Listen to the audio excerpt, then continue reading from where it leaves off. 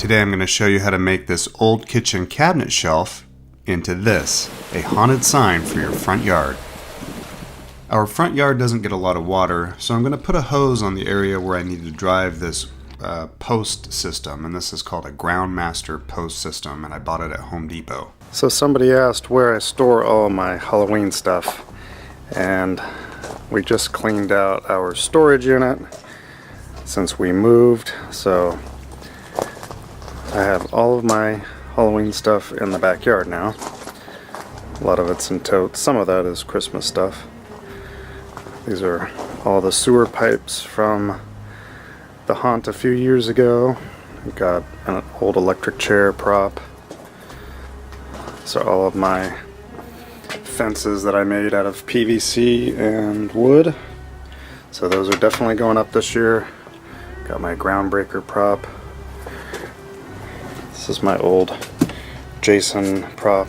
I think I broke them the last time I was collapsing them, so I'll have to see if I can fix that. A couple of coffins. The one on top is just a static coffin, and the one on the bottom is a sit-up coffin. I'll demo those props in another video. And this is my fog chiller down here. And all of those are theater flats. I'll talk about those as I start setting up the haunt. Now I'm going to use this old kitchen cabinet board that was a part of our old kitchen before we remodeled, and this has been sitting out in our outbuilding in the backyard for about a year. But this is over 60 years old and it's in very good condition. It's all old growth Douglas fir. You can see whoever put these boards together knew what they were doing because they staggered the direction of the grain. That keeps the board very stable. And I want to use solid wood like this because the sign's going to be outside in the elements.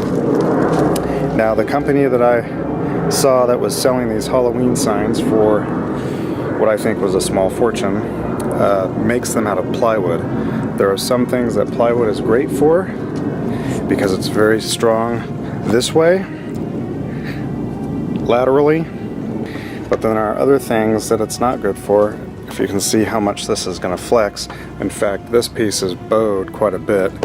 I personally would not use plywood as for a sign that's going to be suspended by chain. If it was mounted to a frame, I'm sure you'd be okay, but because it's just a free hanging sign and there's no backing to it or no frame, I'm going to go with the solid wood. I think it's going to stay more stable over time.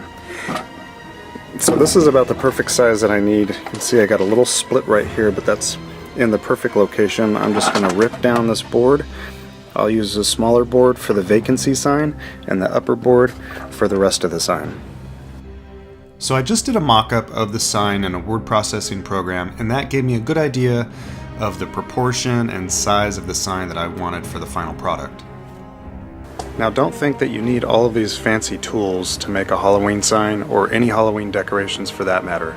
I do have a chop saw and I do have a table saw, so I'm going to use them, but you can certainly do all of this with either hand tools or a circular saw. So the first thing I'm doing is ripping the board down into the dimensions that I need. And one thing I mentioned is that when they made this board, they actually made it by staggering or alternating the wood grain of a bunch of smaller boards. They're just butt jointed together with glue. There's no fasteners or dados or biscuits or any of that fancy stuff. It's a very simple joint. So that means you can do this at home yourself if you have some clamps.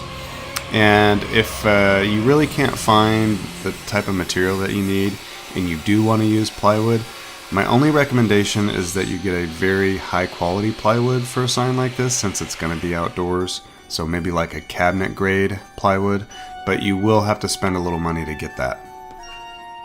Now here I am just doing some layout because I want to make an arc on top and the bottom of the main sign with some shoulder cuts on the side.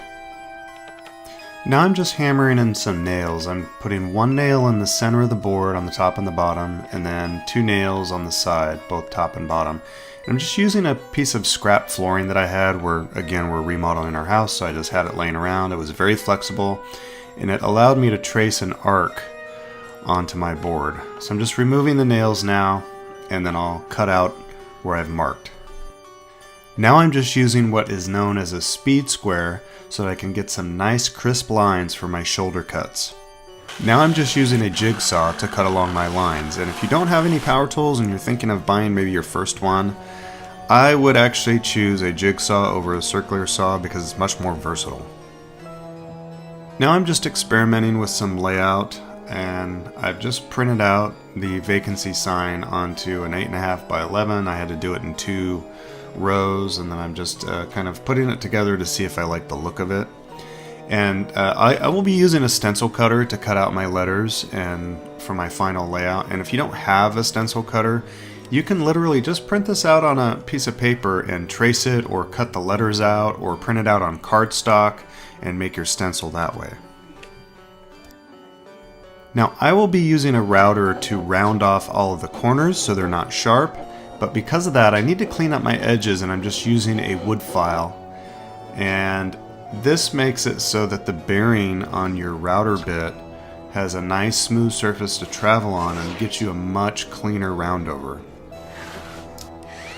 So I'm doing a little bit of sanding now. Just like the end grain of the wood will impact how your router functions, the surface that it travels on will impact it as well. So you want to make sure that there's nothing sticking out, no splinters or anything. So I'm just going to sand it lightly. I don't want to sand it too much though, because remember, this is aged wood. It's over 60 years old.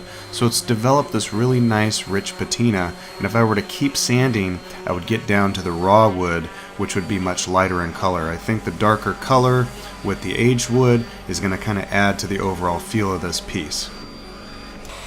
Now I'm just using a 1/4 inch roundover bit in my router to ease the edges all the way around the sign. If you don't have a router, you can very easily do this with a palm sander, or you can do it by hand with a wood file, and some sandpaper. So here's a woodworker's tip. When you're routing a piece of wood, always route the end grain, which is going against the grain first, because it has a tendency to splinter out more. Then when you go back and route with the grain, you get a nice clean edge. Now I'm just pre-drilling and adding some screw eyes so that I can hang the board to weather it and then seal it before putting my lettering on. Now I'm just hanging the sign with some baling wire, and I'm going to weather it or age it by using some diluted brown and black acrylic paint. And I would experiment with this cautiously. Less paint is better. You want to use a lot of water, and if it's not dark enough, you can always do another coat. Once my wood was dry, I decided that I wanted to seal it, so I'm just going to use some shellac, and this is clear. It dries pretty transparent. Sometimes it has a yellow tinge to it. They do make it in a spray can, and I recommend using that. It's very inexpensive and does a great job of sealing the wood.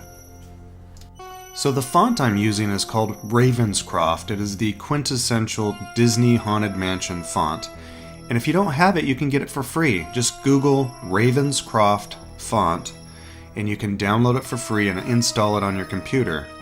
You may need to relaunch your word processing program or your Silhouette or Cricut Cutter program before the font registers. And as you can see here, I'm just using my Silhouette Portrait to cut out the font onto vinyl.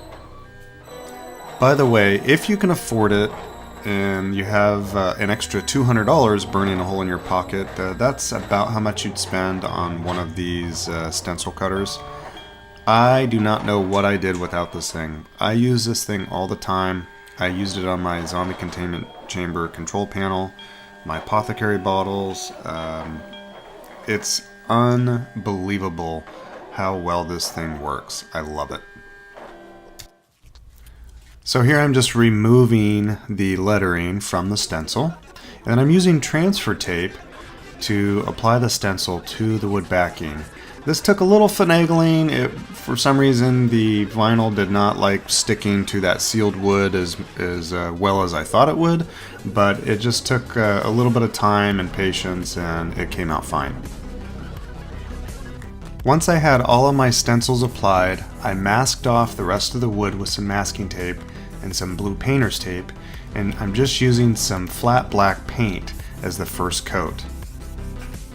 For the second coat, I'm going to use this metallic paint because the sign, the wood came out a little darker than I wanted, so I really wanted something, a paint that popped, but I really wanted to use black. So I think the metallic flakes in this paint will pop nicely against that wood once I light it up at night.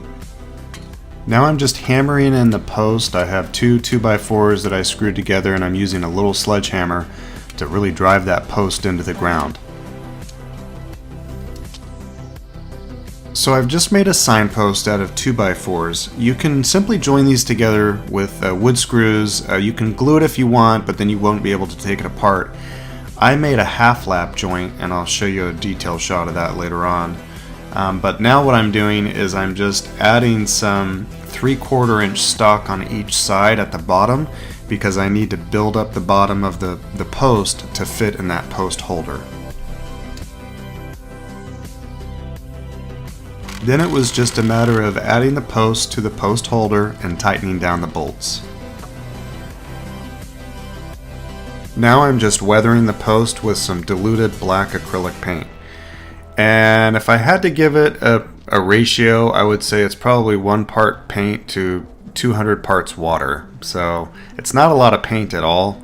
And again, you want to experiment. Just do 1 coat to see if it gives you the patina that you want. If you have to go back and do another coat, that's fine. But it's better to do less in the beginning than more and have it come out too dark. So I removed the baling wire, and I had some chain from another project, and I used that to join the 2 signs. And this is a close-up of that half lap joint I was telling you about. Again, you don't have to do this. You can just do a lap joint where you join the 2 pieces of wood together with some wood screws. And this is just a detailed shot of the shims that I had to add to make sure that that post was nice and plumb. And this is the final product. Now, as you can clearly see, the wooden sign and the wooden post are completely different looking, because one is very new wood and the other one is very old wood. And I'm okay with that. I think it's at night it's going to be fine. Everyone's going to be focused on the sign anyway. And I will light this up at night, so maybe I'll throw in a shot of what that looks like.